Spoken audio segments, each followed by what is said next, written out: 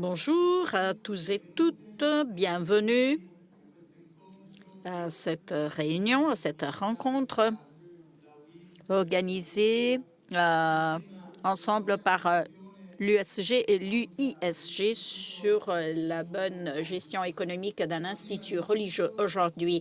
Mais tout d'abord, je voudrais démarrer par la prière. Donc, nous demandons à la sœur Thérèse de faire passer la vidéo que nous avons préparée pour prier ensemble. Ô Dieu, bon Père, donne-nous la lumière de ton esprit. Fais-nous comprendre que notre ministère ne nous rend pas des propriétaires de biens, mais des collaborateurs de ta providence. Rappelle-nous que les biens nous ont été confiés et que nous n'en sommes que des intendants, des administrateurs, si possible fidèles et sages, attentifs au respect, au développement, à la justice. Rappelle-nous encore qu'on les a posés entre nos mains pour que nous puissions les partager. Libère-nous donc de toute forme d'égoïsme et de possession. Rappelle-nous toujours que le véritable trésor nous a été confié et c'est Jésus, ton Fils, vivant et présent au milieu de nous. Et que l'unique richesse à faire fructifier est sa parole. Et l'avant, la venue de son règne qui est lui-même. Rends-nous, dans notre travail au quotidien, les instruments pour qu'on puisse évaluer avec sagesse les biens de la terre dans une recherche continue des biens du ciel et contribuer à faire croître l'économie de Dieu qui est le salut de tout homme et toute femme. Amen.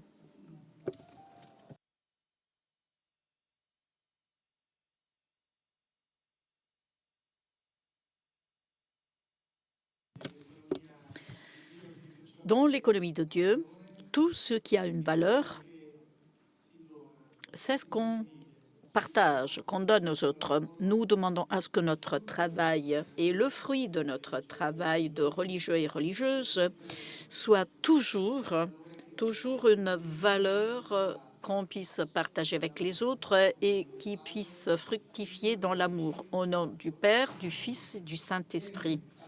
Bien, merci. Merci à toutes et tous et aussi à ceux qui nous suivent en distanciel via Zoom, en ligne. Aujourd'hui, nous avons bon nombre de participants, un chiffre important de personnes qui s'intéressent à ce sujet. Et donc, nous avons dû, à un certain point, fermer la possibilité, clôturer la possibilité de s'enregistrer, car il y avait un grand nombre de personnes qui voulaient s'enregistrer. Alors, tout d'abord, je voudrais vous présenter notre intervenant qui va décrire la recherche, l'enquête qu'il a menée en administrant des questionnaires qui ont été envoyés aux instituts religieux. Nombreux ont été les instituts qui ont répondu et donc le travail sur lequel on va présenter les résultats aujourd'hui, c'est un travail fort significatif. Nous sommes là avec Alessandro Pellizzari, qui est né à Vicenza. Il a 51 ans, il est marié avec 3 enfants. Il vient du monde du conseil économique et de la direction d'entreprise. Et il travaille avec la congrégation des Giuseppini de Murialdo depuis 2008. Donc, ça fait 13 ans qu'il est ici à Rome avec la Maison Généralice. Ce qui est très important, c'est qu'il n'est pas seulement économiste, mais aussi théologien. Il est en train de conclure le doctorat de recherche entre économie et théologie. Et c'est justement dans ce contexte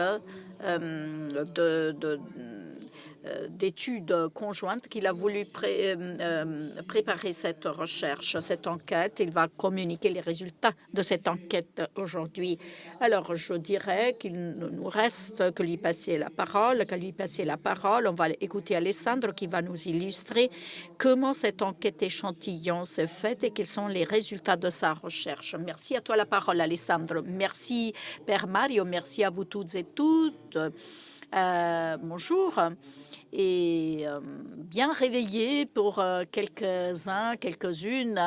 Nous sommes là avec des gens connectés des quatre coins de la planète. Donc, permettez-moi de démarrer par les remerciements. Je voudrais vous remercier de votre participation et merci aussi à ceux et celles qui ont rendu possible non seulement l'enquête, mais aussi la rencontre d'aujourd'hui. Là, je voudrais remercier l'USG et Sœur Pat, qui est la secrétaire exécutive de l'USG, et aussi l'USG. Au nom de l'USG, je tiens à remercier le Père Mario et le Frère Émilie, qui a été son prédécesseur. Grâce à eux, nous avons collaboré, mais je voudrais aussi remercier la Sœur Thérèse, qui est la responsable de la communication de l'USG, et son staff, son personnel extraordinaire. Ils travaillent très, très bien. C'est difficile d'organiser ce type de rencontre. Donc, un très grand merci aussi aux techniciens, aux interprètes qui font un travail précieux. Donc, je vais démarrer. Donc, la bonne gestion économique d'un institut religieux aujourd'hui.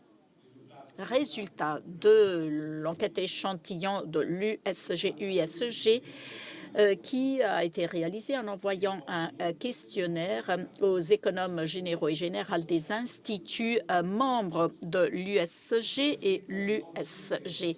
Alors, voici l'agenda qui nous occupe aujourd'hui. Donc, je vais démarrer par les caractéristiques démographiques de l'échantillon.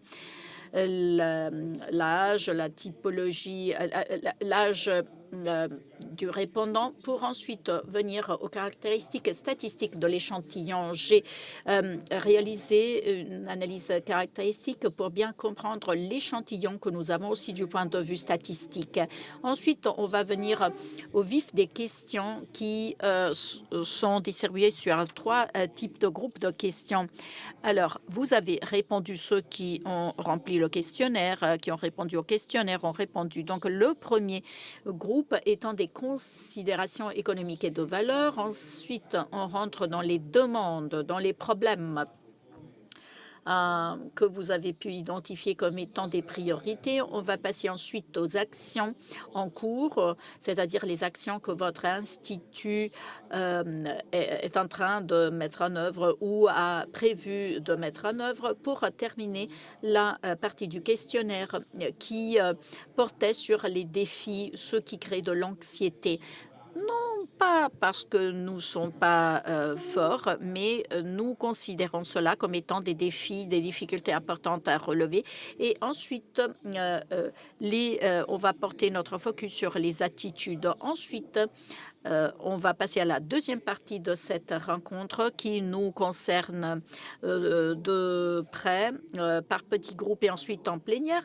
Et je vais apporter ma petite contribution en vous fournissant quelques pistes de réflexion pour lancer un processus et identifier ensemble deux, mais ce serait déjà un bon résultat, une action partagée par la plupart d'entre nous, concrète, car au niveau de l'économie générale, il faut être aussi concret, et intéressante, car il faudrait mettre en œuvre cette action aujourd'hui et pas demain. Il ne faudrait pas sortir de cette rencontre, je l'espère bien, sans avoir identifié une action, une idée concrète et partagée. C'est ça le but. Donc, je vais démarrer cette aventure. Donc, enquête échantillon, nombre total de consacrés par institut. Vous voyez, 203. Les instituts religieux qui ont répondu sont en nombre de 203, répartis sur ce graphique en histogramme. Alors, vous voyez que quant au nombre de membres, de confrères, consoeurs appartenant à l'Institut, vous donne la taille de l'Institut. Donc, il y a une prévalence des instituts de taille moyenne de 100 à 1000 membres consacrés, avec une participation importante aussi de la part des petits instituts ayant moins de 100 membres. Et ensuite, vous avez les instituts moyens et grands et les instituts très grands, comptant plus de 5000 religieux et religieuses.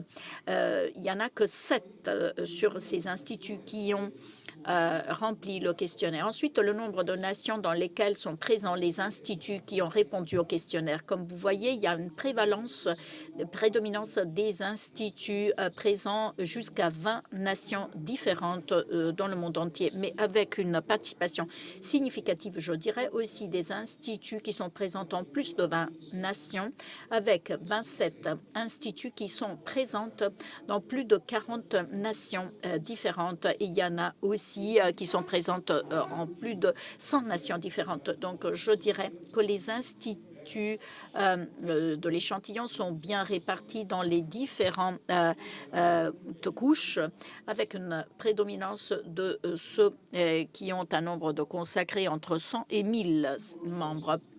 Alors, type d'institut, typologie d'institut. Alors, vous voyez tout de suite que c'est très bien distribué entre instituts féminins, 57%, et masculins.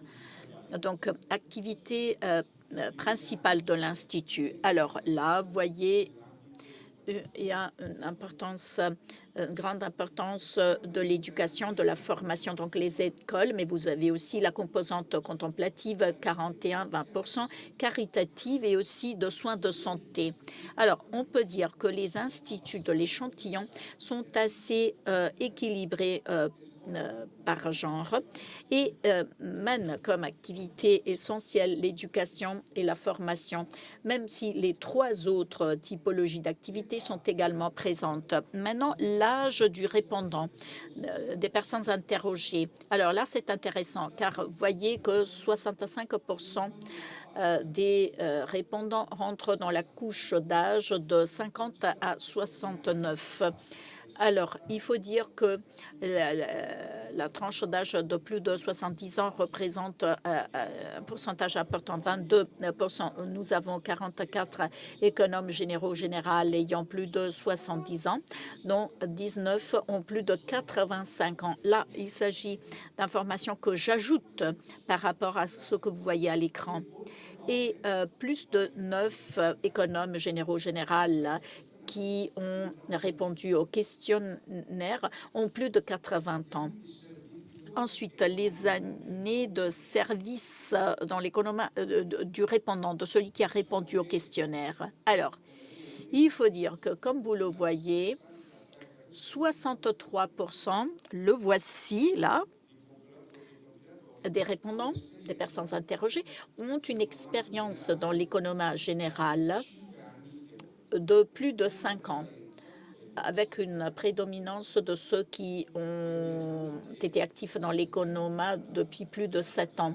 Alors, je voudrais ajouter que sur la base de l'enquête échantillon et de l'analyse statistique, on voit qu'il y a un pourcentage de répondants qui sont diplômés en économie qui représente 20%, c'est-à-dire les économes généraux qui ont rempli le questionnaire. Eh bien, il faut dire que 1 sur 5 sont diplômés en économie.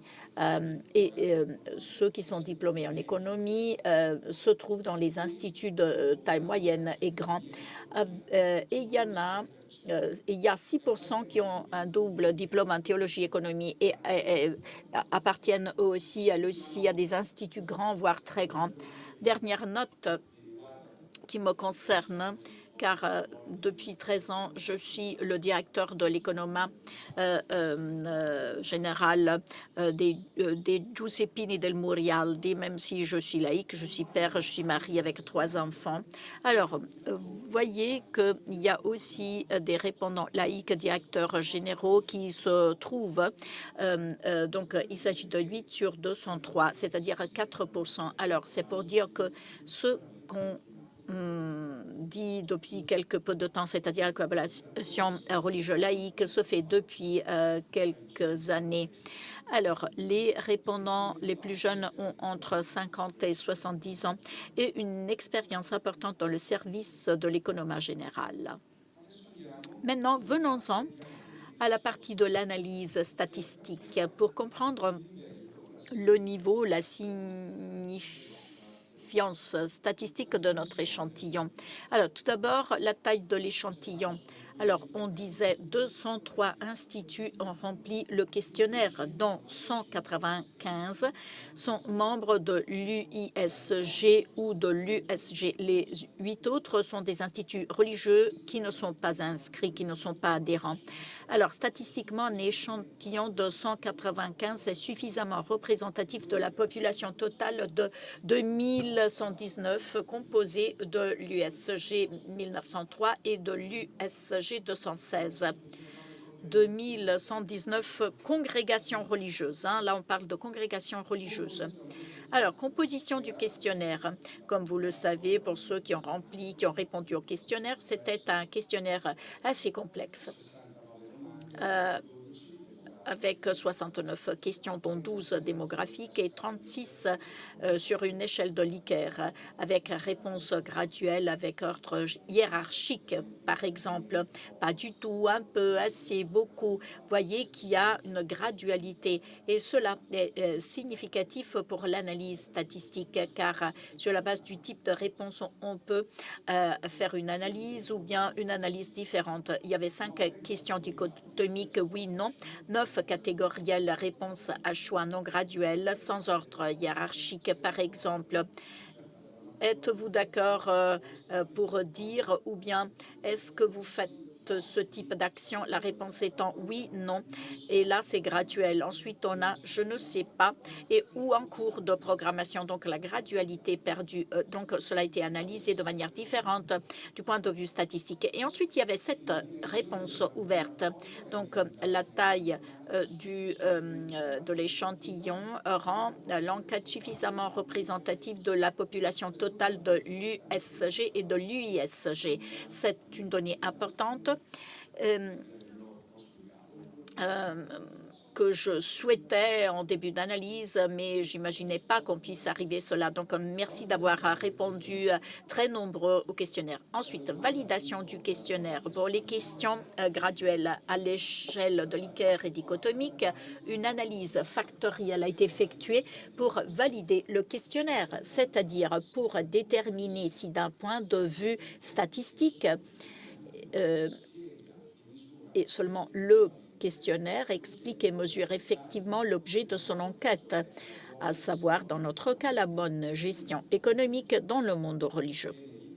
Or, l'indicateur utilisé pour mesurer statistiquement la fiabilité interne d'un questionnaire est l'alpha de Cronbach, qui doit être supérieur à 0,60. Or, dans notre cas, la valeur alpha de Cronbach de l'échantillon tout entier, c'est-à-dire collectant toutes les réponses, toutes les questions et toutes les réponses, a été très bon. L'alpha était égal à 0,771.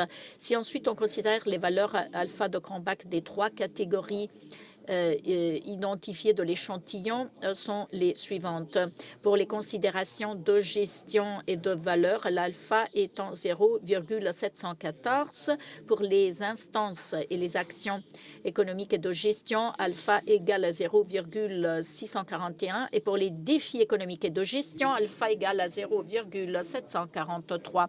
Alors, on peut dire que l'échantillon collecté est statistiquement fiable et donc le questionnaire est statistiquement valide.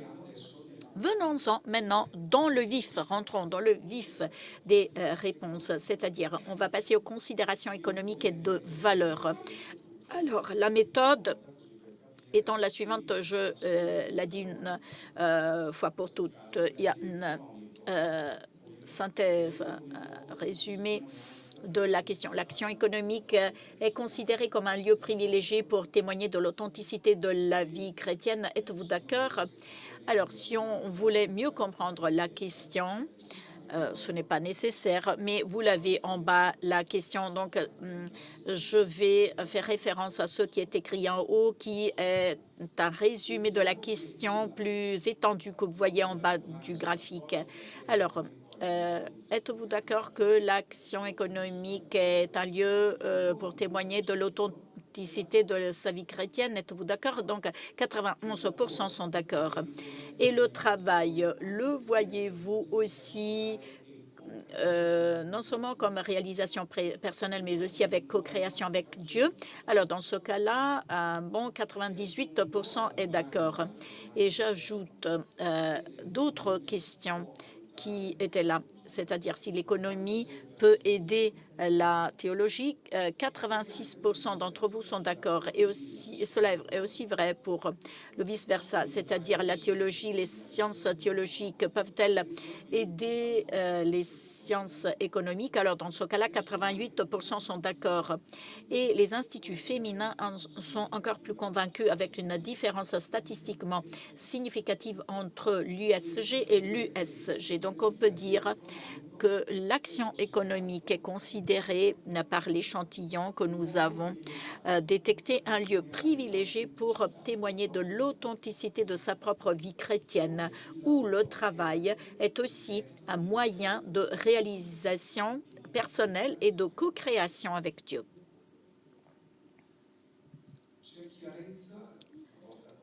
Alors, dans votre congrégation, est-ce qu'il y a de la clarté dans la distinction entre communauté et œuvre? Alors, vous voyez que 44% des instituts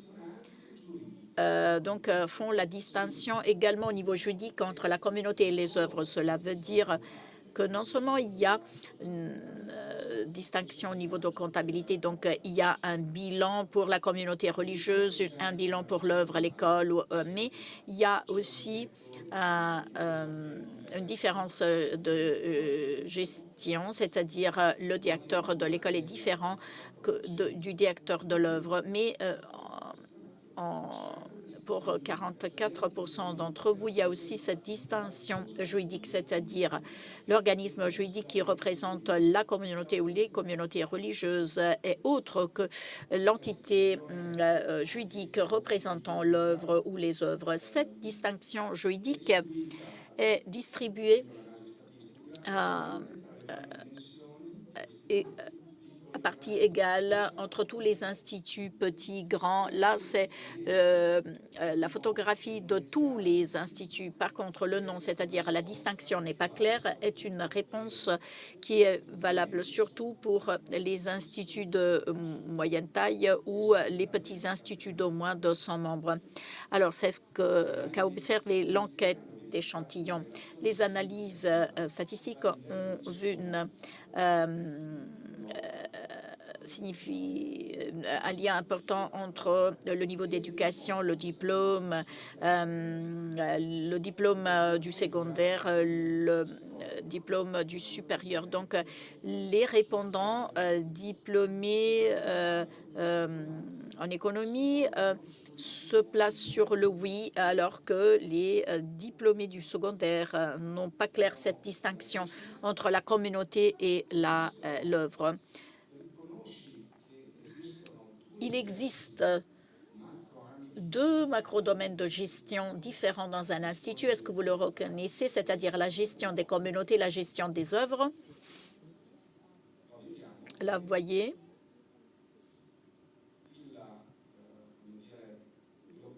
que 85% des instituts reconnaissent l'existence de domaines de gestion différents, les communautés et les œuvres. Donc, la distinction entre la communauté et les œuvres est claire, aussi bien du point de vue comptable que de gestion. Et les deux domaines sont traités comme étant deux domaines de gestion distincts et séparés. Donc, sont nécessaires des compétences différentes pour la gestion d'une communauté et la gestion des œuvres. 68% sont d'accord. Mais il y a un 32% qui ne le sont pas ou le sont peu d'accord. La question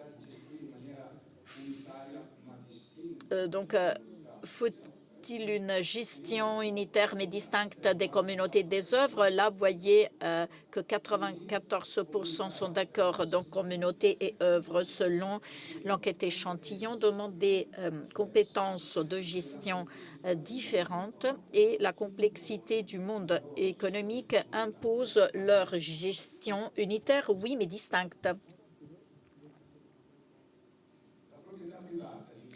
La propriété privée des biens n'est pas un droit absolu.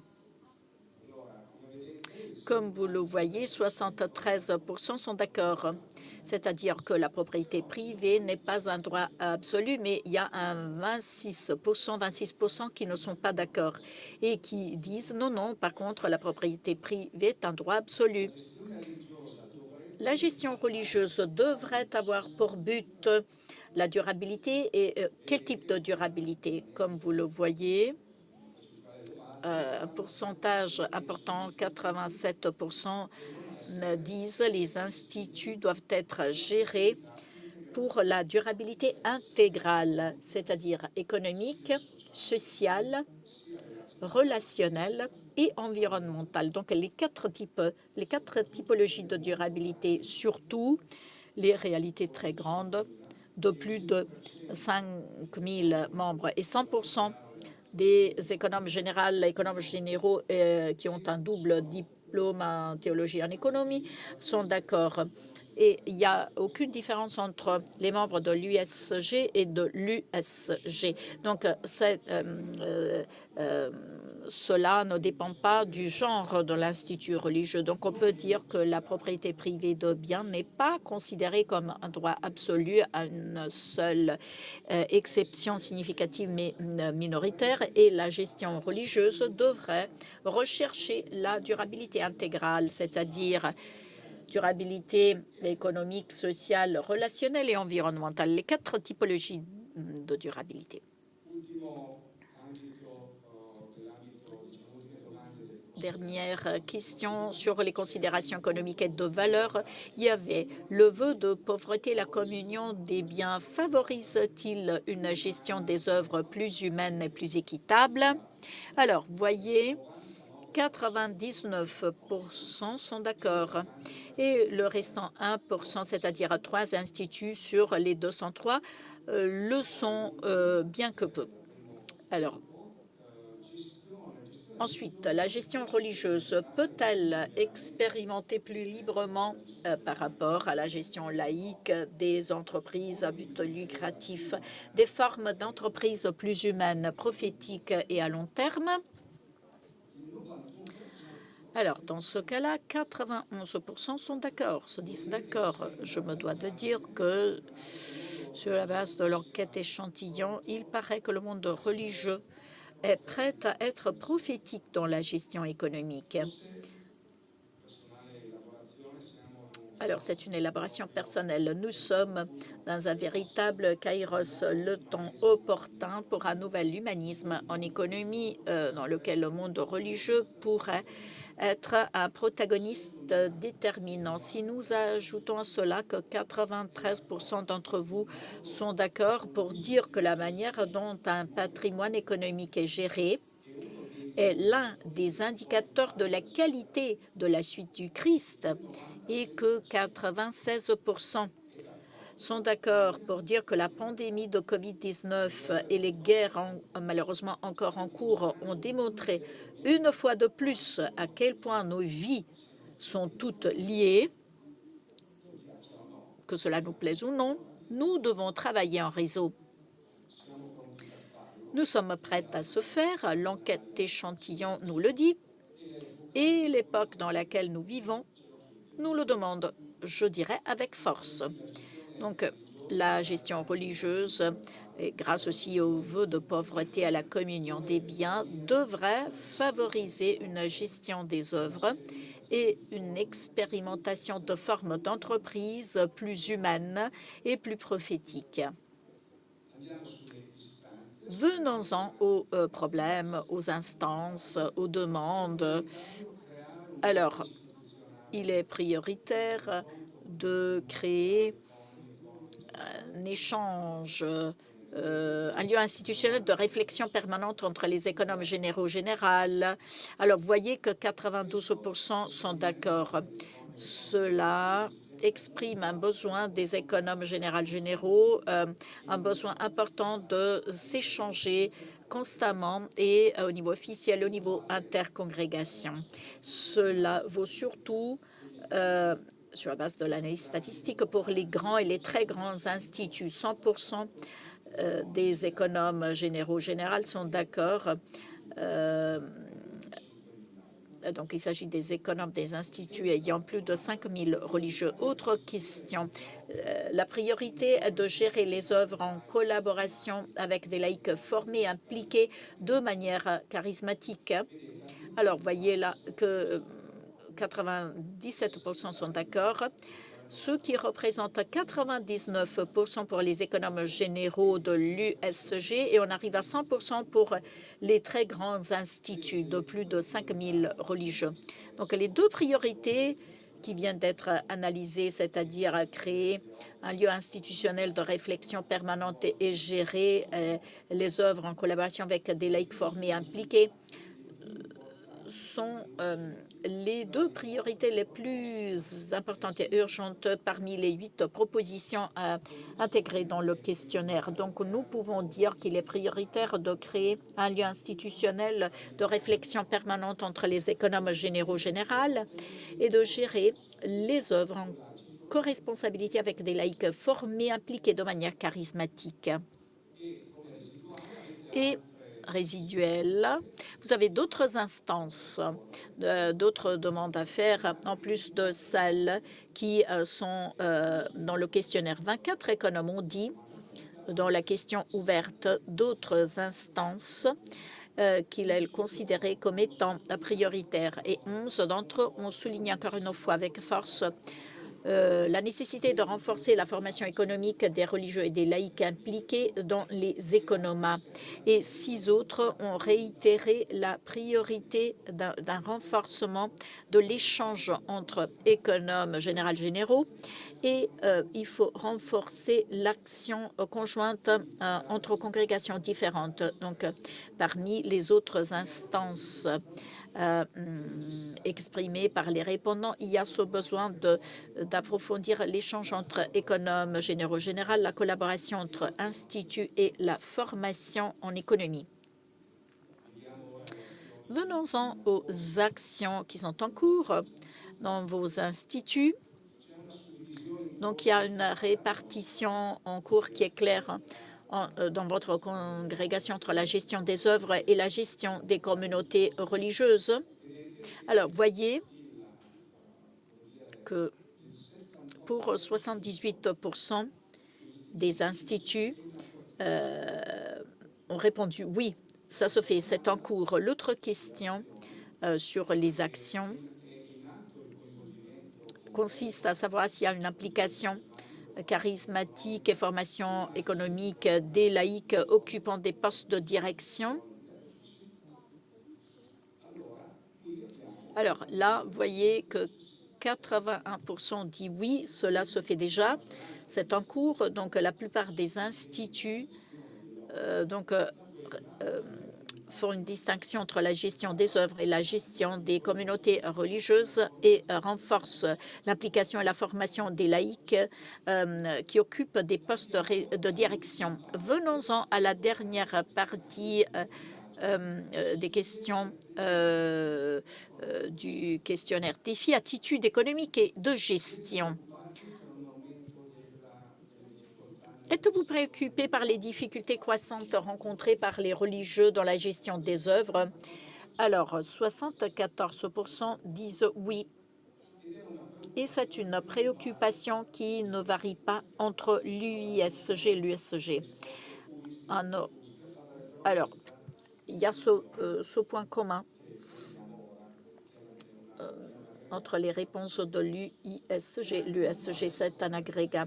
Et il n'y a pas de variation suite à la taille des instituts. Tout le monde donc est préoccupé par le fait que la difficulté grandissante il y a une préoccupation concernant le passage d'une approche économique, l'économe qui fait tout, et une gestion collective, collégiale, c'est-à-dire l'économe fait tout, mais il y a tout un groupe comprenant aussi les laïcs. Alors, je dirais que 56% sont peu ou pas du tout préoccupés. Donc, cette transformation de l'économe ne préoccupe pas. Donc, il y a cette préoccupation importante car il y a une diminution des religieux et la gestion est devenue plus complexe, alors que le passage à une approche individuelle, d'une approche individuelle à une approche collégiale ne suscite pas de préoccupation. Venons-en à l'autre défi. La bonne gestion accomplit-elle la mission en tenant compte des équilibres économiques? Comme vous le voyez, 74% des répondants considèrent qu'il s'agit de la meilleure définition de bonne gestion. Et il faut dire, de surcroît, qu'en plus de la mission, il faut tenir compte des équilibres économiques. Ensuite, autre question, y a-t-il des processus de réorganisation dans votre institut religieux qui sont en cours? Et 59% ont répondu oui, que des processus de réorganisation ont été déjà lancés ou vont être lancés sous peu. Or, à ce point, nous pouvons dire que la bonne gestion accomplit la mission tenant compte des équilibres économiques. Il faut tenir compte de ces équilibres. Presque la moitié des répondants ont lancé des réorganisations, du moins au niveau de gouvernement général, dans la période 2021 et 2022. Alors, cela dit, nous avons analysé l'enquête, qui est beaucoup plus importante, mais on a eu une idée. Maintenant, le moment est venu de faire une petite et bien méritée pause technique de 5 minutes pour remettre un petit peu les idées en place que nous réserve l'avenir. On va le voir après. Alors, maintenant, on va avoir 5 minutes de pause. Pendant cette pause, on vous invite, aussi bien vous qui êtes connectés en distanciel via Zoom et ceux qui sont dans la salle, à identifier dans votre groupe de travail un responsable qui va servir de modérateur dans la discussion qui va suivre, mais qui va aussi prendre note de vos propositions. Certaines de ces propositions seront lues, d'autres, par contre, ne seront déposées ici à la table ou bien écrites dans un formulaire électronique qui vous sera envoyé pour pouvoir collecter et élaborer toutes ces propositions. Donc, on va se retrouver à 14h45, petit quart d'heure avant 3 heures, dès que vous aurez identifié le responsable, et on va reprendre avec les propositions de Alessandro Pellizzari dont on va discuter dans les groupes pour dire nos réactions, nos idées. Donc, on va se retrouver dans 5 minutes. Merci à toutes et tous de votre attention.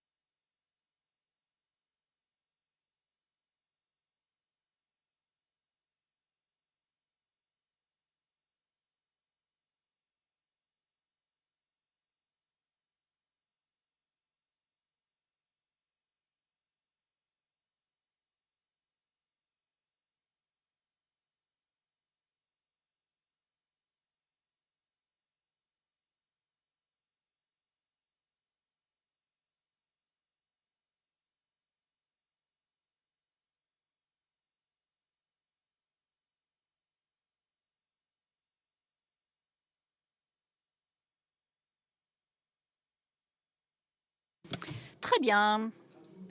Alors, merci à toutes et tous d'être encore là avec nous. Et maintenant, la partie la plus intéressante et la plus concrète va démarrer. Alessandro Pellizzari aura 10 minutes maintenant pour présenter quelques pistes de réflexion et quelques réflexions qu'il va partager avec nous. Ensuite, on va élaborer ce matériel au sein de nos petits groupes. On va donc élaborer ce matériel et c'est à nous de présenter des propositions pour que nos congrégations, nos instituts religieux puissent trouver de nouvelles formes de collaboration ou bien de mise en œuvre de leurs idées, de leurs programmes, peut-être en réseau, c'est-à-dire dans un partage plus important.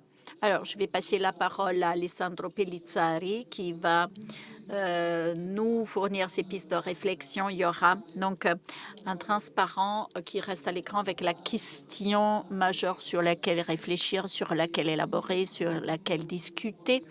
Et ensuite, on va faire un petit peu de travail par petits groupes avant de revenir en plénière. À toi la parole, Alessandro. Alors, une dizaine de minutes. Alors, on va rentrer dans quelque chose de plus concret, mais en ayant les bases bien solides, car nous avons une enquête statistiquement valable qui, à mon avis personnel, nous a dit de beaucoup le concret. Or, pendant ces 10 minutes, je vais faire quoi? Je vais résumer un petit peu ce qui a fait l'objet de notre enquête. Et cela pour obtenir une sorte de photographie représentative du monde de l'UISG que l'enquête échantillon nous a montré. Alors, le pas suivant, on l'a dit, ce sera d'interpréter ensemble l'enquête qui a été menée pour arriver à quelques constats économiques et de gestion qui sont, à notre avis personnel, importants, intéressants, face auquel on sera à la croisée des chemins. Soit on peut rester indifférent, soit on peut essayer d'identifier ensemble des processus concrets à lancer aujourd'hui. Aujourd'hui même. Sans aucun doute, il s'agit d'un objectif. Je l'ai imaginé lorsque je préparais donc les transparents pour cette réunion. Je me suis dit, c'est presque être insensé, étant donné que nous avons 2 heures devant nous. Mais il me semble que les premiers chrétiens étaient définis par quelqu'un, les insensés à cause du Christ. Si on faisait référence aussi à soi-même. Alors, nous ne serons donc ni les premiers ni les derniers. Alors, on va aller de l'avant. Donc, court récapitulatif des résultats de l'enquête échantillon. Nous avons vu que l'échantillon recueille les réponses d'instituts religieux qui sont bien répartis en termes de taille, en termes de leur présence internationale et en termes de genre. La majorité des personnes interrogées ont gagné une grande expérience dans le domaine de l'économie générale. Statistiquement, l'échantillon est suffisamment représentatif de l'ensemble de la population de l'USG et de l'UISG et le questionnaire est fiable. Or, quant aux considérations, nous avons vu que l'action économique est un lieu privilégié de témoignages chrétiens. C'est ainsi que le montre l'enquête. Le travail est aussi un moyen de réalisation personnelle et de création commune avec Dieu, co-création avec Dieu. Les communautés et les œuvres sont 2 domaines de gestion distincts, séparés, qui nécessitent des compétences de gestion différentes et dont la complexité économique impose une gestion unitaire mais distincte. Et pour finir, la bonne gestion des instituts religieux doit rechercher la durabilité intégrale, économique, sociale, relationnelle, environnementale, doit favoriser une gestion des œuvres et doit expérimenter de nouvelles formes d'entreprise plus humaines et prophétiques. Et pour finir, toujours l'échantillon nous a dit au niveau des demandes prioritaires. Donc, il faut gérer les œuvres en collaboration avec des laïcs formés et impliqués de manière charismatique, donc pour passer de l'économe à l'économa. Deuxièmement, il faut renforcer la formation économique des religieux et des laïcs et l'interdisciplinarité. Nous avons vu aussi le lien entre théologie, économie et d'autres sciences, l'anthropologie, la psychologie. Troisième demande prioritaire consisterait à créer un lieu institutionnel de dialogue continu et opérationnel entre les économes généraux générales, allant bien au-delà des différences culturelles et des lois nationales. Donc, il s'agit d'un échange général. Donc, si une décision est prise, il faut prendre une décision qui soit valable au Mexique, en Inde, en Italie, faisant abstraction des lois nationales d'autres lieux. Par exemple, Connect considère l'Italie et donc on rentre dans les lois nationales. Donc, l'enquête échantillon suggère un lieu allant bien au-delà des lois nationales et qui convient au monde religieux.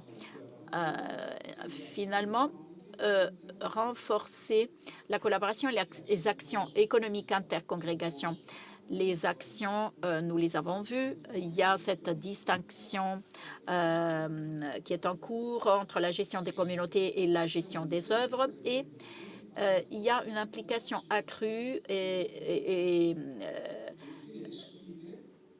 la formation accrue des laïcs occupant des postes de direction. Et finalement, les défis qui sont considérés comme étant les plus difficiles à relever consistent à gérer les œuvres dans un contexte de diminution du nombre de religieux et d'augmentation de la complexité économique et de gestion. Et deuxièmement, gérer l'Institut pour accomplir sa mission, c'est sûr et certain, mais en tenant compte des équilibres économiques. À mon avis personnel, il est intéressant de remarquer, et j'en viens à mes conclusions, que les deux défis sont retrouvés dans l'enquête, sont bien alignés aux deux actions en cours que l'échantillon a mis en évidence. Et en plus de cela, dans mon élaboration, vous allez faire votre élaboration. Vous allez voir que les deux actions répondent de manière cohérente aux deux premières demandes considérées par l'échantillon comme étant prioritaires, c'est-à-dire de gérer les œuvres en collaboration avec les laïcs et renforcer la formation économique et faire la distinction entre communauté et œuvre pour bien gérer, surtout pour intégrer les laïcs dans la gestion surtout des œuvres. Or, cela dit, à mon avis personnel, déjà promouvoir ces actions qui sont en cours dans notre congrégation répond parfaitement bien à ce qu'on peut qualifier de bonne gestion pour accomplir avec sérénité et sur le long terme sa propre mission, surtout dans la périphérie du monde, dans les périphéries du monde, grâce au maintien des équilibres économiques qui sont le fruit d'une gestion compétente et conjointe entre laïcs et religieux, religieuses. Mais il faut faire attention, et c'est là le point important. Les deux instances qui restent, alors la troisième et la quatrième, que vous avez fait émerger comme étant prioritaires, nous ouvrent à une gestion économique ayant un horizon qui passe de l'intra au sein de la congrégation. On arrive de l'intra à l'intercongrégation, entre congrégations différentes, donc à créer un lieu institutionnel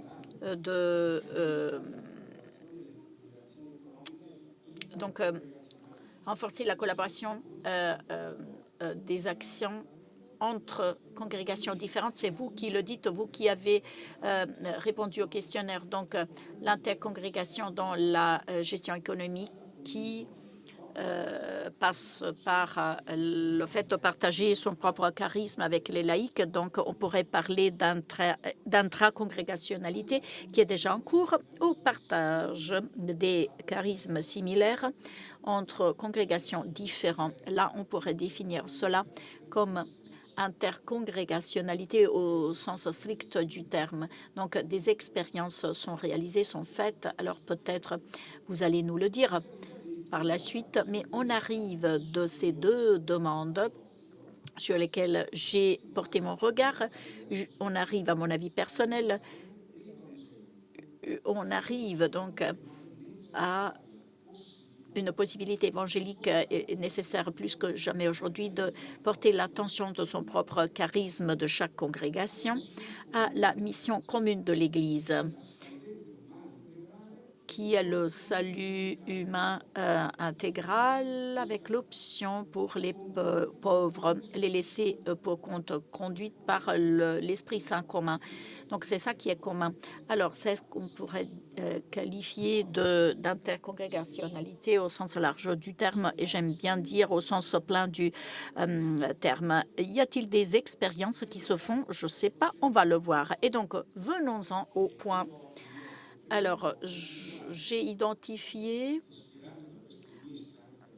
sur la base de ces deux instances très puissantes, les deux instances qui restent, car le reste est déjà en cours et nous le faisons déjà avec force, j'ai identifié deux pistes de réflexion pour lancer des processus concrets, partagés. Alors, tout d'abord, il y a un lieu intercongrégation. Et l'instance est de créer un lieu institutionnel de débat continu opérationnel entre les économes généraux général. Et concrètement, comment et où souhaitez-vous le créer, ce lieu? Avec la participation de tous les économes généraux, toutes les économes générales, ou seulement de certains de leurs représentations, ou des deux avec des fréquences différentes, tous tout ensemble, une fois par an, une fois par mois, un comité représentant tous les économes généraux, toutes les économes générales, en renforçant les associations d'économes généraux générales déjà existantes, ou en créant, par exemple, l'Union des économes généraux au sein de l'USG. Donc, il ne s'agit pas de créer une nouvelle union, mais créer l'Union des économes généraux au sein de la seule association qu'est l'USG, l'Union des supérieurs généraux, et son équivalent, l'Union des économes générales au sein de l'UISG, en évitant tout doublon, à mon avis personnel, et en soulignant la fonction instrumentaire de l'économie comme instrument du gouvernement. Et deuxième et dernière piste de réflexion, je la qualifierais des actions intercongrégation. Donc, deuxième instance, deuxième demande, qui consiste à renforcer la collaboration et les actions économiques intercongrégation. Concrètement, de quoi il s'agit? En se proposant conjointement pour traiter avec l'État, les banques, les fonds d'investissement, les fournisseurs, renforcer la collaboration entre l'USG et l'USG, je dirais avec la coordination et le conseil opérationnel, aussi dans le domaine de l'économie, du dicaster des religieux, pour les religieux et religieuses. Et pourquoi pas créer un groupe cash intercongrégation pour réduire l'endettement de bon nombre de congrégations. Donc, faire caisse commune. Donc, parmi les autres processus à lancer, voici ma contribution. Maintenant, on va travailler ensemble en essayant, et s'il vous plaît, c'est ça ma requête, essayez d'être le plus insensé possible grâce au Christ. Donc, soyez libre de travailler, de proposer. Merci. Merci, Alessandro. Alors, je dirais qu'ici, on va se répartir par groupe. Les groupes via Zoom seront envoyés dans des salles parallèles. Vous allez vous échanger, parler pendant 20 minutes et vous pouvez écrire vos propositions sur le formulaire électronique qui vous sera envoyé ou bien sur la boîte de dialogue de Zoom. Et ensuite, on lira certaines de ces propositions, alors qu'ici dans la salle, vous allez écrire vos propositions sur des feuilles qu'on vous a distribuées. Donc, vous aurez 20 minutes pour discuter ensemble, pour débattre et essayer de choisir ou de proposer lesquelles de ces actions qu'Alessandro vient de proposer, quelles actions parmi celles proposées par Alessandro vous semblent être les plus intéressantes, les plus importantes et que vous voudriez commencer à lancer tout de suite? On va se retrouver en plénière et je vais vous expliquer comment procéder. Alors, 20 minutes, Alessandro, vous la parole. Excusez-moi, je voudrais ajouter tout ce qui sera envoyé, élaboré, sera sauvé, sera enregistré. Donc le temps du partage à l'oral aujourd'hui est très court. On va entendre 8 groupes en ligne, 2 par chaque langue. 4 d'entre vous, donc 12 groupes, auront la parole et on va élaborer donc ces propositions aujourd'hui. Mais les autres contributions seront enregistrées et dans les jours à venir,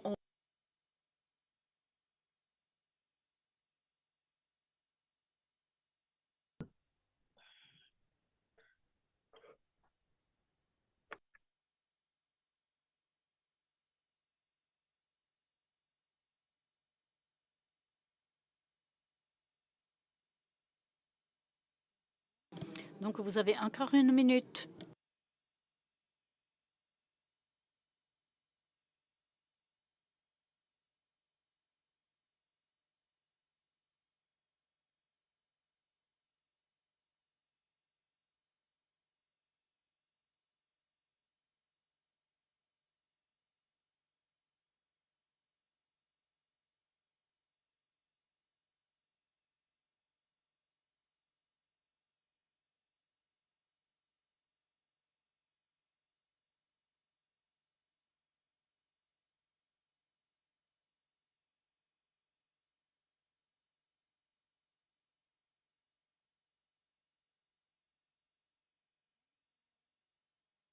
Très bien. Nous en sommes au moment du partage. Donc, je vous invite. Donc, on va démarrer par les personnes qui sont ici dans la salle en présentiel. Et donc, pour permettre à ceux qui sont connectés via Zoom d'être sélectionnés selon la langue qui les intéresse. Et donc, il y aura 8 témoignages en distanciel, donc 2 par langue. Ici, dans la salle, 4 témoignages. Donc, on va commencer par le témoignage du groupe en français. Un seul groupe. Lisez votre proposition, s'il vous plaît.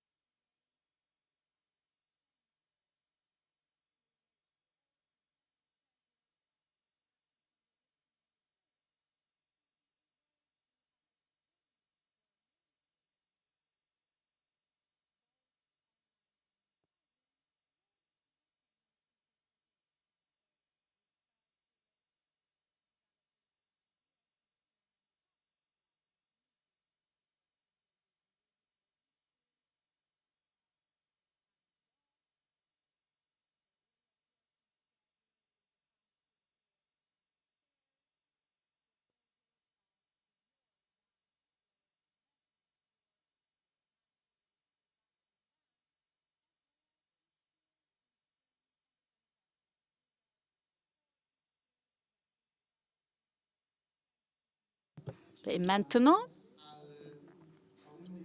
on demande à l'un des groupes parlant l'espagnol de lire leur proposition. Qui veut lire? Levez votre main. Ici, la sœur, ici devant, elle va lire la proposition du groupe en espagnol.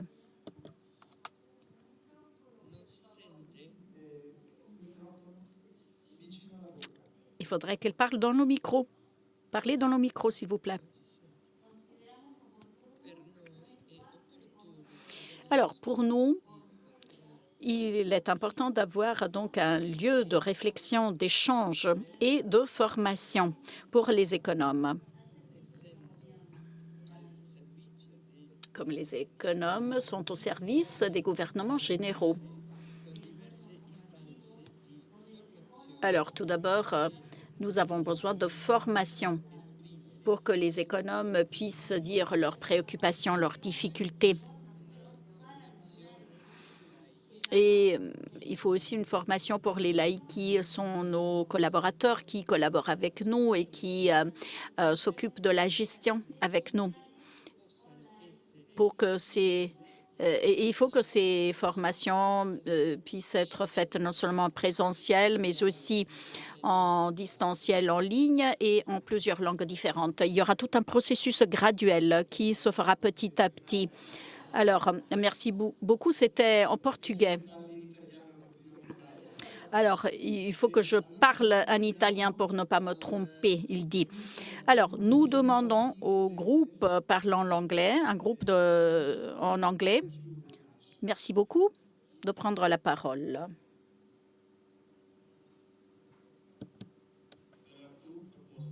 Il y a deux propositions. Tout d'abord, la première.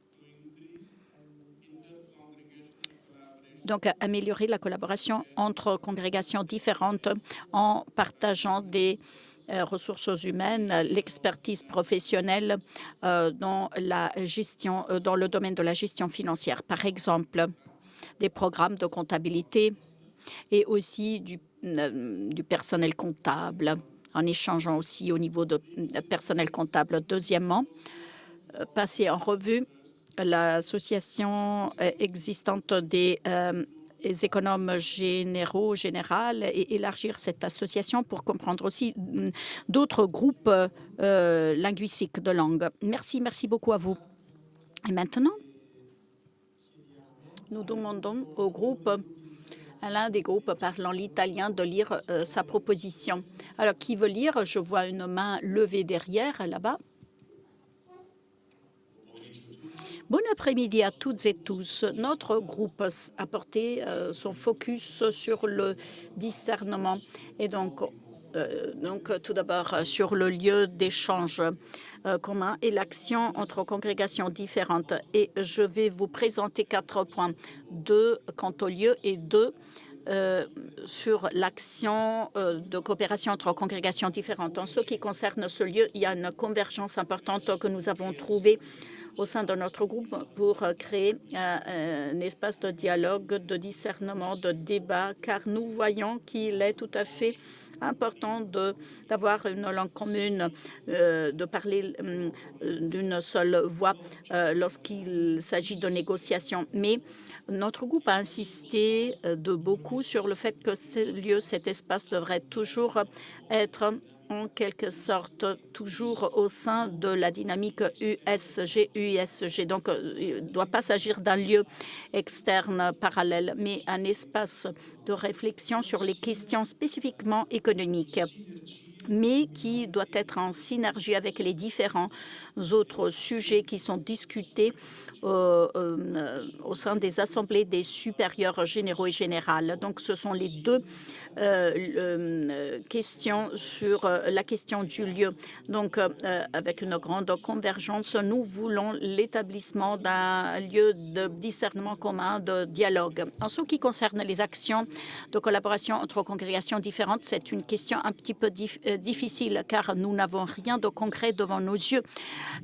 Là aussi, nous voyons que l'idée est bonne, l'intuition est bonne et ce serait utile de pouvoir réaliser des actions communes malgré une tendance, et c'est quelque chose de transversal, qui consiste à s'isoler dans nos problématiques, les défis que chaque congrégation et chaque charisme a relevés. Donc, il faudrait commencer par quelque chose de petit, de concret, mais petit, une campagne, un projet annuel, un objectif qu'on se donne, un objectif commun Et au-delà du projet lui-même, ce serait un espace pour cultiver cette culture de la collaboration entre congrégations différentes.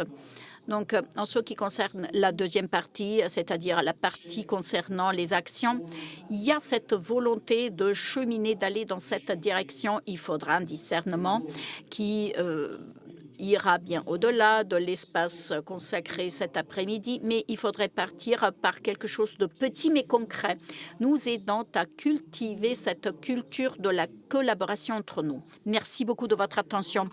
C'est nous qui vous remercions. Très bien. Si possible, nous pouvons commencer par écouter les différents groupes qui ont travaillé via Zoom, en salle parallèle. Oui. En français, nous avons parlé d'un groupe d'échange des économes qui existe déjà à Paris pour les économes de Île-de-France. Alors, il y avait une personne dans le groupe, dans le groupe qui ne le connaissait pas. Alors, nous allons le faire connaître. Nous avons aussi dit qu'il fallait que nous ayons des groupes par pays. On ne peut pas employer une visioconférence pour des personnes dans les autres pays parce qu'il y a trop de différences. C'est un peu petit. Nous n'avons pas touché un fonds commun.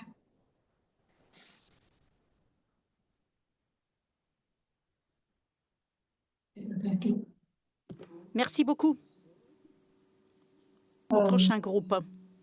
Voilà, alors nous avons échangé autour de cette création d'un groupe. Ils ont dit qu'ils étaient d'accord. Un groupe qui soit commun aux institutions et féminins. Et l'autre question qui surgit, c'est est-ce que nous parlons centralisation? Est-ce que tout doit être centralisé au niveau de Rome? Mais est-ce qu'il ne peut plus la géographie des congrégations maintenant, avec le développement des communautés en Afrique, ou des générales se trouvent peut-être en Afrique, est-ce qu'il ne pourrait pas y avoir aussi un groupe, une association économe dans les continents, pouvoir aussi être que cette association soit interlocuteur et participant avec le dicaster, de la même façon que les supérieurs généraux le sont à travers l'UIS et l'USG. Et puis, une question concrète qui surgit, c'était aussi, est-ce que lorsque des congrégations sont confrontées au problème des abus, est-ce qu'il ne pourrait pas y avoir comment les économes, ces associations d'économes pourraient aussi intervenir et être aidées et soutenues. Voilà.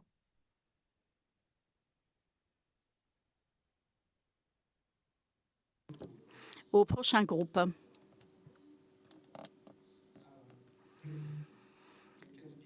Vous avez la parole. Donc, elle parle en italien. Dans notre groupe, pour répondre à la première question, alors, la première proposition a été très bien accueillie. Parfois, on est un petit peu isolé lorsqu'on sert dans l'économa. Donc, tout d'abord, nous avons apprécié la beauté de cet échange dans un contexte international. Donc, il faut aller au-delà de la réalité locale. Donc, avoir qualité internationale. Alors par exemple, une association d'économes généraux générales au sein de l'USG-USG. Et donc, les réunions pourraient être organisées sur la droite ligne de ce qui se fait déjà au sein de l'USG-USG sur d'autres questions. Alors, une plénière une fois par an et la création de commissions pouvant approfondir des points plus ponctuels. et qui pourrait servir aussi d'occasion de formation, car il y a ce besoin de formation que tout le monde ressent. Mais ces commissions pourraient également approfondir, étudier les actions. Et c'était la deuxième question sur les actions. Pour aider à traiter avec les institutions, l'État, les gouvernements, l'Église elle-même, car nous voyons que les défis les plus importants se trouvent au niveau de dialogue. Donc, il faut se mettre ensemble pour trouver des stratégies. Cela nous semble être essentiel à l'heure actuelle. Merci beaucoup.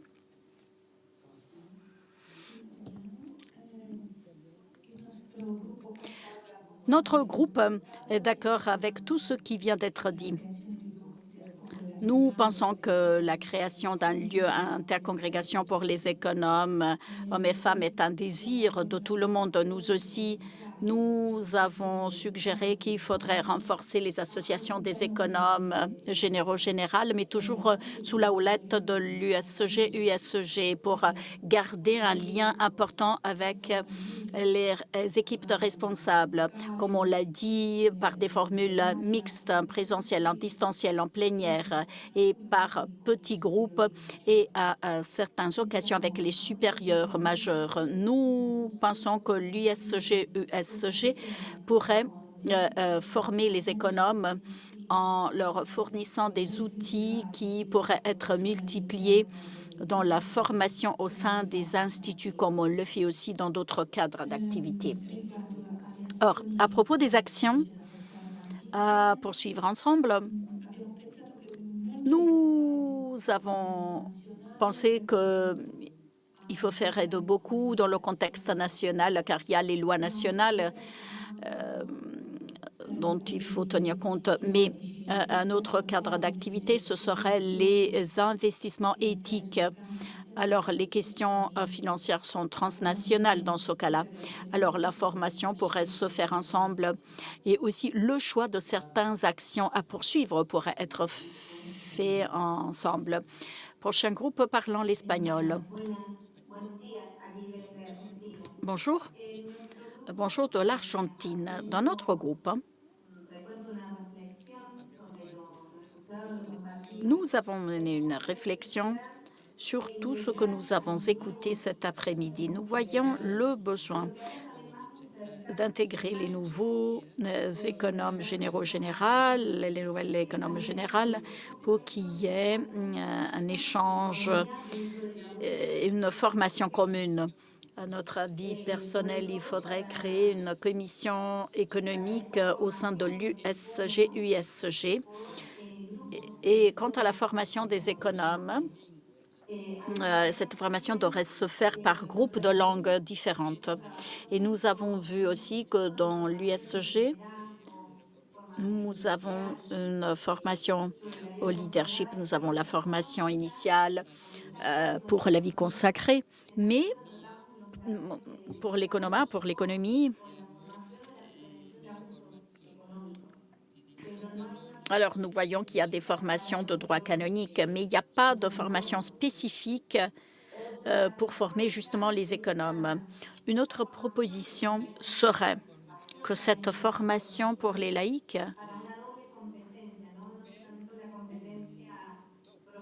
est importante. Il y aurait un double but, non seulement pour préparer ces laïcs qui travaillent avec nous dans l'économat, donc pour qu'ils soient bien formés, mais surtout pour tenir compte de la dimension charismatique. Et nous reconnaissons aussi que la coopération entre congrégations différentes est très importante, surtout pour les congrégations les plus petites. Alors, on parlait du continent américain, de notre pays, de l'Argentine. Il y a de toutes petites congrégations comptant un petit nombre de sœurs et peu de ressources. Et nous voyons qu'à l'USG, nous avons trouvé donc de l'aide et aussi à la CLAR, la conférence de l'Amérique latine, pour ces petites congrégations. Donc, les petites congrégations ne sont pas au clair sur la distinction entre œuvre et communauté. Pour nous, parfois, nous avons cette tendance à unifier les deux. Et cela pourrait engendrer de la confusion aussi pour les laïcs qui collaborent avec nous. Merci beaucoup. Prochain groupe.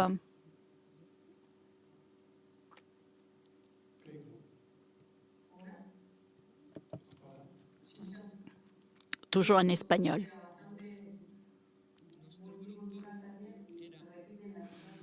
Donc, nous avons travaillé dans un groupe multiculturel. Nous avons répété plusieurs points. Nous voulons essayer de trouver une convergence de travail pour les économes généraux et général au sein de l'USG-UISG. Donc, nous avons besoin d'une formation, d'un accompagnement, comme on l'a déjà dit.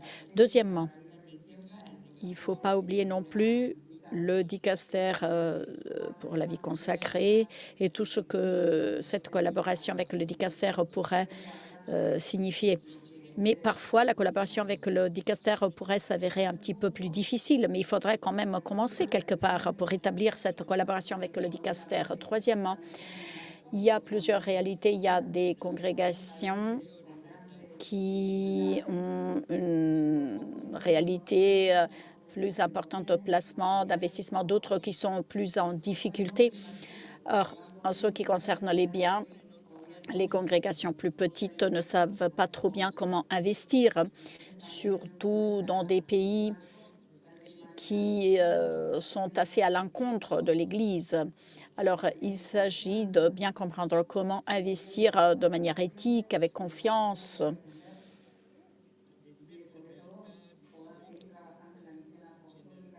Il faut tenir compte aussi des différentes réalités de la présence des jeunes générations et des générations les plus âgées. Merci. La parole est au groupe suivant maintenant.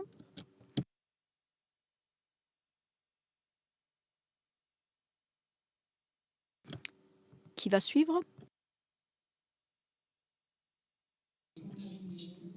Alors, je voudrais un groupe parlant l'anglais. On vous entend, merci.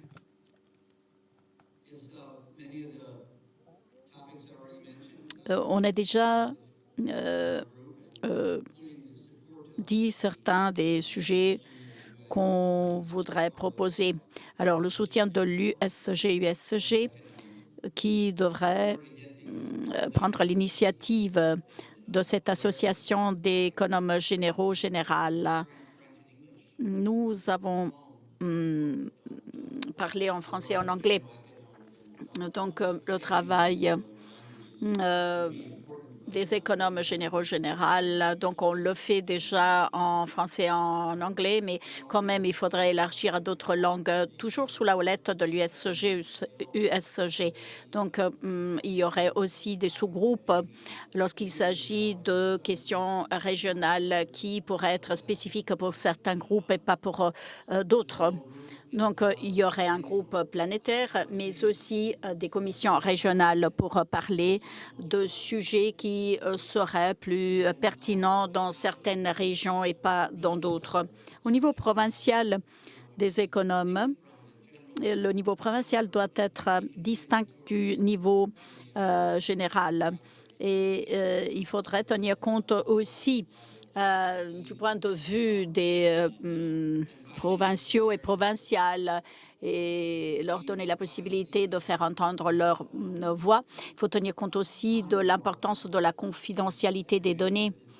Il faut attendre quelque peu de temps pour ceux qui sont nouveaux dans l'économat, qu'ils soient bien formés, qu'ils soient bien formés et à l'aise avec les sujets qui sont traités pour éviter toute hésitation. Car les nouveaux arrivants ne savent pas trop bien comment intervenir. Donc, il faudrait un groupe mondial, mais aussi des petits groupes régionaux et de ceux qui sont nouveaux dans la profession. Merci. Alors, je vais partager, je suis le représentant d'un autre groupe parlant l'anglais. Comme vous l'avez dit, il y en a qui sont nouveaux dans l'économie. Et donc, quand même, nous avons dit l'importance de la collaboration de tous les économes, toutes les économes qui doivent s'entraider les uns les autres. Et nous avons dit dans notre groupe qu'il faut continuer ce processus de soutien, de collaboration entre USG et USG. Et donc, il faut que les hommes, les femmes, les frères, les sœurs, les prêtres devraient travailler tous et toutes ensemble, sans séparer les groupes. Et autre chose qui a été dite dans notre groupe, alors, vous parlez de l'Italie peut-être, mais dans d'autres pays, il y a des lois différentes. Alors, il serait utile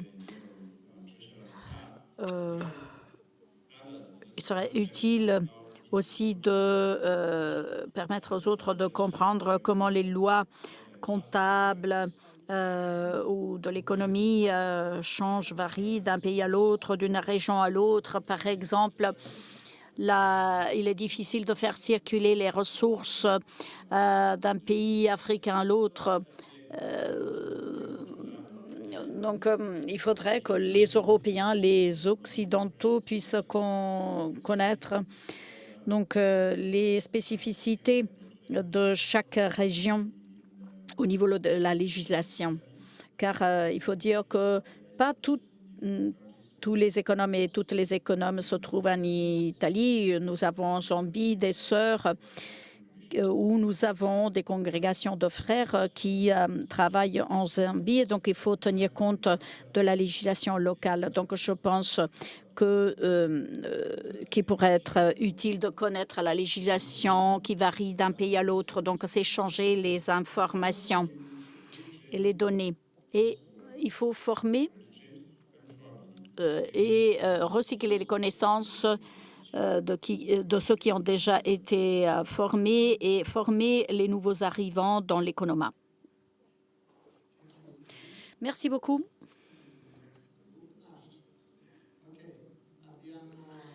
Donc, nous avons écouté 2 groupes par chaque langue et un groupe ici dans la salle par chaque langue.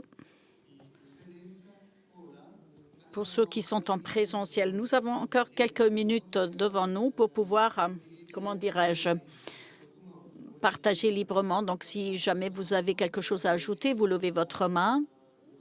Si vous avez une question posée ou bien une petite idée ou réflexion à proposer, vous pouvez se faire. Peu importe si vous êtes en présentiel ou en distanciel, levez votre main. Nous avons devant nous 5 minutes pour ce faire. Merci. Ici dans la salle, je vois une main levée.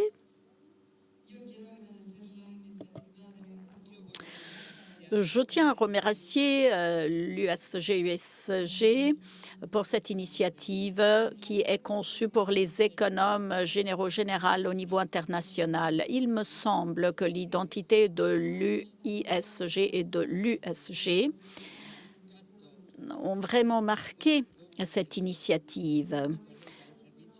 Car ces 2 associations sont au service surtout des supérieurs généraux généraux. Mais là, ces 2 organisations ont vu l'opportunité pour élargir l'espace et ouvrir la porte à la participation des économes et femmes de manière partagée et unie.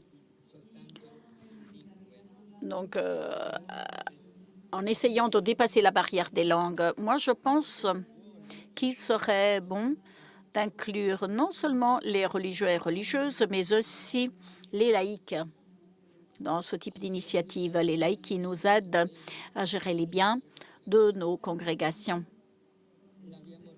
Nous l'avons réitéré, nous l'avons répété à maintes reprises, cette idée, et je crois que cela représente une chance que nous avons devant nous. Merci. Merci beaucoup. Qui encore voudrait prendre la parole?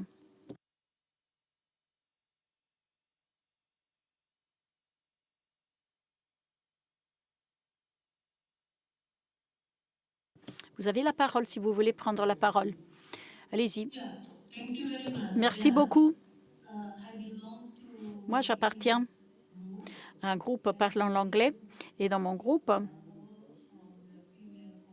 nous sommes toutes des membres de congrégations féminines. Et si je ne m'abuse, deux des membres sont de tout petits instituts de moins de 100 membres. Et il y avait des sœurs qui ne connaissaient pas ce livret.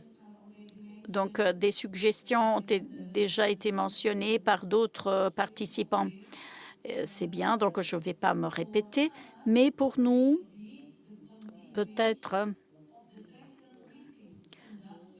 il s'agit de la continuation de donner un suivi à la rencontre des économes. Là, c'est la publication d'une réunion des économes qui s'est tenue il y a 10 ans, organisée par le Vatican. Donc, ce type de réunion, c'est un processus de formation pour les économes généraux générales, car nous savons qu'il y a aussi de nouveaux économes et de nouvelles économes généraux, générales. Donc, je pense que ce type de réunion est surtout pour permettre aux nouveaux arrivants de recycler leurs connaissances, de se former. Merci, merci beaucoup.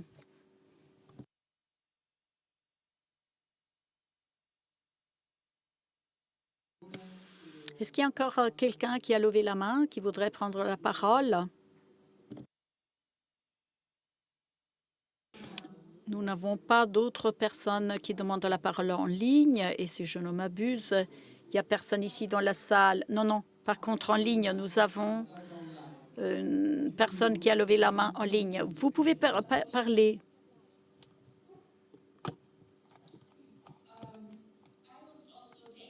Moi aussi, je voudrais vous remercier de cette initiative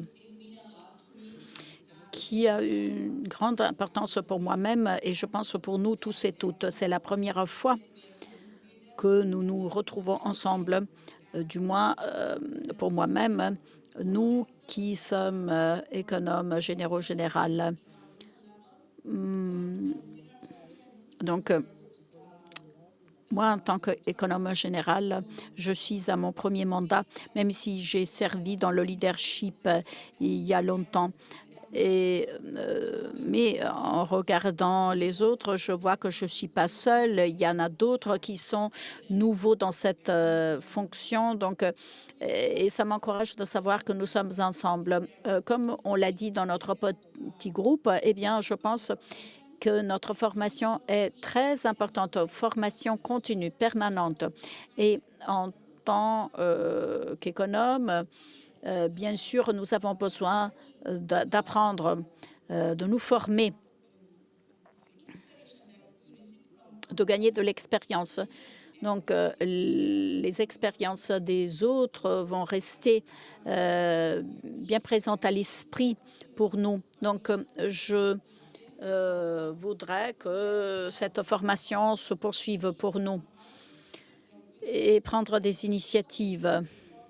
Donc, il faut continuer à former nos membres les plus jeunes, celles qui vont venir après nous dans le poste de l'économat, et aussi les laïcs qui parfois sont des experts et qui pourraient nous dispenser de la formation, même s'il faut qu'ils se préparent, qu'ils se forment aussi, car parfois leur mission est différente de notre mission. Donc, pour rendre ce service à la congrégation, il est très important que tous ceux qui travaillent dans l'économat soient formés, car la congrégation va rester longtemps, plus longtemps que nous en tant qu'économes qui changeons à la fin de notre mandat. Merci. Donc, je voudrais que cette collaboration se poursuive. Merci beaucoup. Merci à toutes et tous. Alors, il faut reconnaître que si ce n'était pas pour l'initiative de Alessandro Pellizzari qui a mené cette enquête d'échantillons très importante, très approfondie et qui a proposé d'en partager les résultats. Peut-être les économes généraux et générales qui se sont rencontrés aujourd'hui n'auraient pas eu cette possibilité.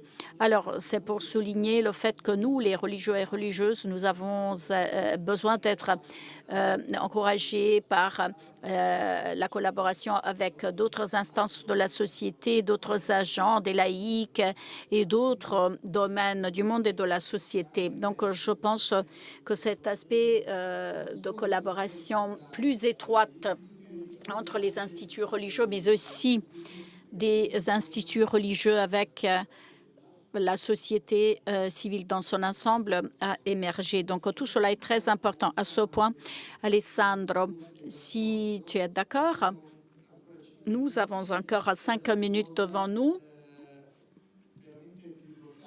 pour dire la chose la plus importante, c'est-à-dire pour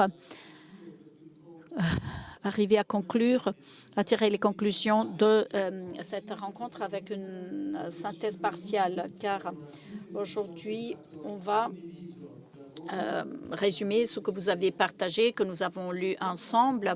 Ensuite, tout cela sera complété par ce que nous allons recevoir par écrit, c'est-à-dire ceux qui ont écrit dans la boîte de dialogue de Zoom et vous qui avez écrit sur vos papiers que vous allez nous remettre. Après quoi, ces propositions seront toutes élaborées, réélaborées, et on va trouver la manière de vous les faire parvenir d'une manière ou d'une autre. Alors, on va voir si on va réaliser un autre événement. En quelque sorte, vous aurez de nos nouvelles et il nous incombe de vous envoyer les données avec toutes les propositions. Alessandro, quelle est la proposition qui a émergé de manière plus nette, plus claire, à ton avis personnel, et de manière plus élargie dans cette réunion d'aujourd'hui? Comme tu as très bien dit, Père Mario, alors c'est tout juste quelques pistes de réflexion sur ces 12 propositions, plus quelques-unes encore, mais on va élaborer tous les travaux, tous les commentaires qui ont été envoyés par les différents groupes, justement pour mettre en valeur ce temps que nous avons passé ensemble. C'est une occasion d'échange extraordinaire aussi pour moi.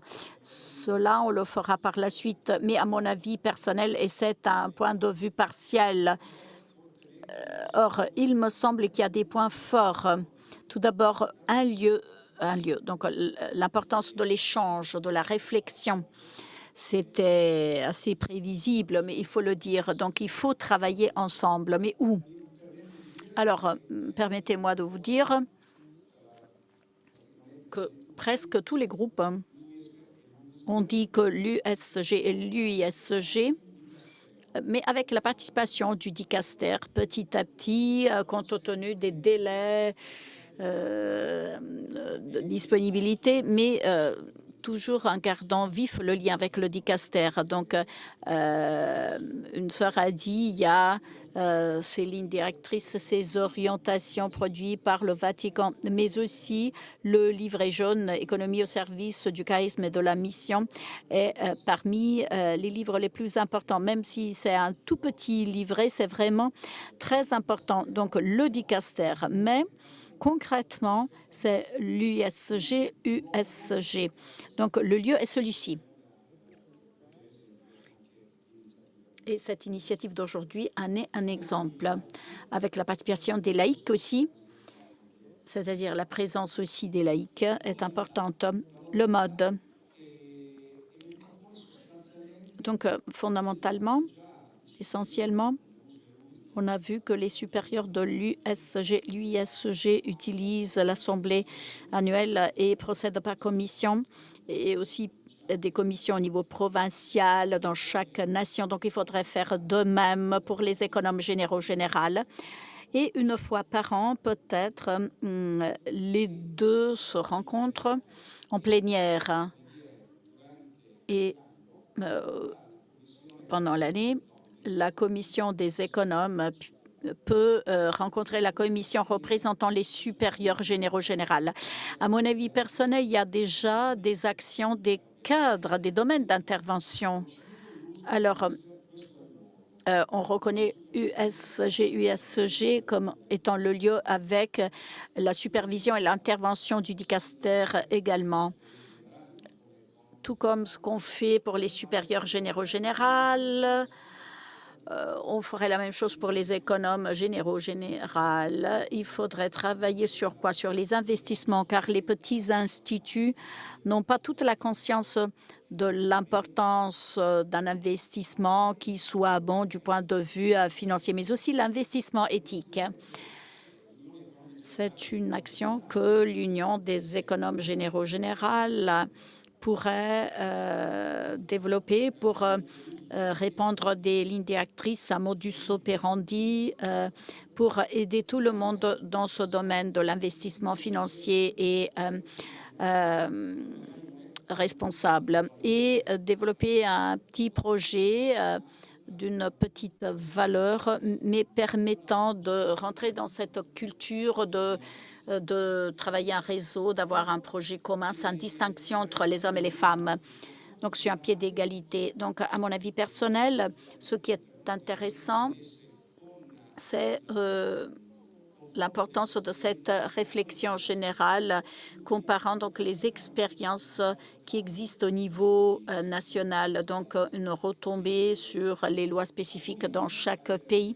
Et au niveau général, on peut dire il y a quelqu'un qui a connu des problèmes dans ce pays, et donc il y aurait un échange général, mais avec des retombées au niveau provincial, local.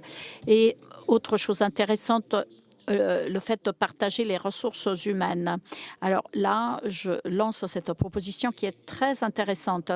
Alors, vous allez recevoir, je veux dire tous les participants, vous allez recevoir la présentation entre aujourd'hui et demain. On vous l'enverra donc sous peu, dans quelques jours. Et comme le père Mario l'a dit, on va se mettre au travail pour élaborer le capital important que vous nous avez offert aujourd'hui pour arriver à une action. Je dirais une est suffisante, une action consistant à dire nous partageons tous et toutes cette idée. C'est une action concrète qu'il faudrait lancer. Donc un très très grand merci et je vous souhaite un très bon travail. Merci.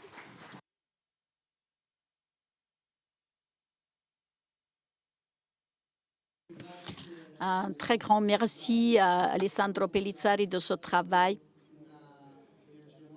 qui nous a donné des idées nouvelles, une nouvelle énergie, donc une secousse pour agir, je dirais.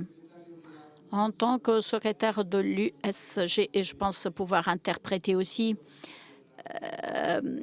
la position de l'UISG, nous, les unions des supérieurs généraux, nous sommes interpellés directement par cette rencontre. Vos voix, vos désirs sont tout à fait clairs. On espère que quelque chose puisse naître à partir d'aujourd'hui et le lieu étant être accueilli sous la houlette de l'USG, UISG. Donc, il faudra en parler. On va vous tenir au courant. Je crois que nous devons essayer de réunir encore une fois pour pouvoir ensuite agir concrètement. Il faudra en parler ensemble. En tout cas, on ne va pas laisser tomber tout ce travail que nous avons réalisé aujourd'hui et qu'Alessandro Pellizzari continuera de poursuivre en collaboration avec nous de l'USG, USG. C'est-à-dire que c'est un point de départ. Aujourd'hui, un très grand merci à Alessandro Pellizzari, à vous tous et toutes, et surtout aux religieux, religieuses de l'UISG, Sœur Thérèse, qui a rendu possible avec ses collaboratrices, les techniciens et les traductrices, de célébrer cette réunion.